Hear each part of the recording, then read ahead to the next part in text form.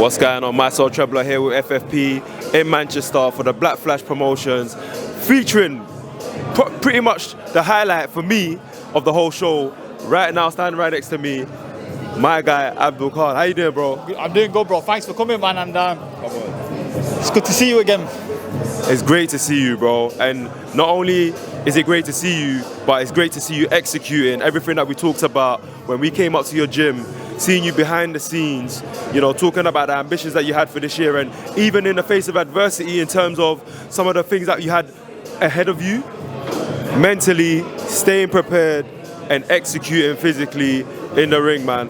How are you coping with, obviously, you know, the news that your big fight in Dubai, you know, has now been obviously pushed back, but still being out of the ring 9 months and being able to deliver a performance like that?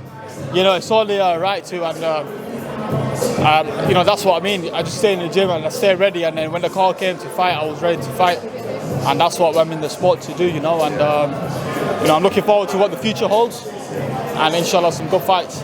That's it.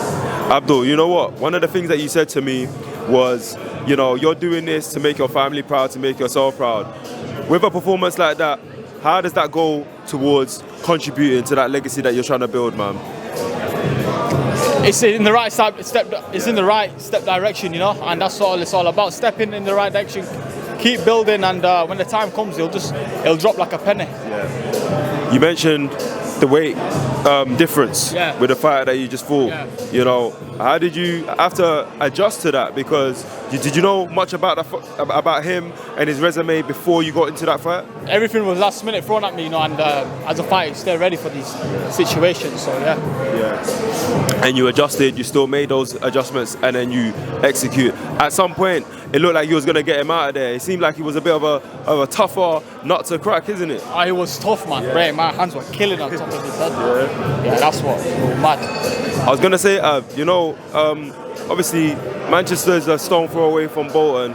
What's it like being here fighting in Manchester? You know, just in this fight week alone, you've got Moses Talma, you know, about to headline on a Magnificent 7 card in Queensbury. Have you got ambitions to be on, you know, more fights in Manchester? You know, it being a bit more of a well-known city for, you know, sport in general. You know, with Old Trafford and the Etihad Stadium being so close as well. Is this where you want to be fighting and getting your name out there? Absolutely. You know, I'm right.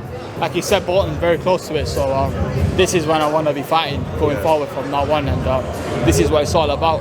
Wherever opportunity comes, I'm willing to take it. Yeah. And tell me, in terms of like looking ahead to this year, whether a fight comes 3-4 months from now, how are you, in a way, what's your game plan for the rest of the year? Because I've spoken to some of your colleagues from Elite Boxing. You know, some of them are waiting on their announcements for when they're going to be fighting. What is it like for you as a fighter to be, you know, you had to stay ready for how many months? So, like, as a pro fighter, you just want to be stay ready all year round. You should be ready for that phone call whenever it comes. And when it comes, you should just take it. Like I just did. 4 days notice, I got the fight, and I was ready to do so. And you know, as you're building right now, you just should be staying in the gym anyway and practicing and everything. Do you ever feel like, obviously your relation to your cousin, you know, a lot of people are looking at you as, you know, the person to step up and, you know, almost like take the mantle and fulfill that Khan legacy? You know, does that any pressure on your shoulders when you're going into the ring?